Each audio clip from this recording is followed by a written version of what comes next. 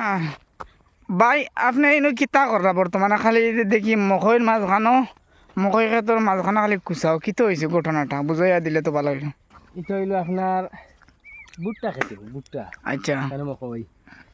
এটা হইলো হাইব্রিড মকই, আচ্ছা দেখা যায় ওই দেখা যা। কিন্তু আমার 5 বিঘা আছে আচ্ছা আচ্ছা মকই ক্ষেত করার বাদে এটার মধ্যে পড়ে গেছেন ফুক আচ্ছা আচ্ছা মাইনজরা হুম মাইন খাই হুম এটা দুয়াই মারছি এখন ফুক মরছন চাই আর কয়টা জিতার আছেন কয়টা মরছন দেখা যায় ইনশাল্লাহ মরছন এনে তো দুল করি পেলাই দিছো নিতা খাইয়ে দূর না। করিয়া মানে মাইন খাইলেন আচ্ছা আর সবশেষে দোয়াই মারার বাদে ও দেখো একটু মরা বা করছি ও দেখো ভিডিও দেখা জানি ও মরা বার করে ফেলাই আর ও ফেলাইলাম আচ্ছা আচ্ছা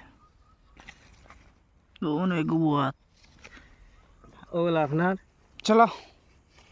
আর এখন এগুলোর মাঝে তুমি কিলা লাভবান হইবানি না না মানে কিলা করলাই? কৃষক মানে আমি লাভবান মানে রেডিও বাজাই বাজাই কৃষি সেন্টার থেকে শুনলাম আচ্ছা আচ্ছা মকই খেত করলে ফায়দা লাভবান কি পর্যন্ত হওয়া যায়। 1 বিঘা মকই খেত করলে মোটামুটি 2 টন মতো মকই হয়। আচ্ছা আচ্ছা 2 টন যদি মকই হয় তে মোটামুটি 20 টাকা 25 টাকা কেজি হিসাবে বিকে। তো হিসাব মারি দেও তারা। ওই হিসাবে হিসাব মারলে বোঝা যায় মোটামুটি ইনশাল্লাহ লাভবান হইতাম পারি। আল্লাহর কাছে তাওয়াক্কুল করি আছি আচ্ছা আচ্ছা আর দোয়া করিও। আর যারা ভিডিওটা দেখবা সারা শেয়ার মারবা ইনশাল্লাহ কবলিবার মকই খেত ফিরিবার আইব ইনশাআল্লাহ ইনশাআল্লাহ। ইনশাল্লাহ।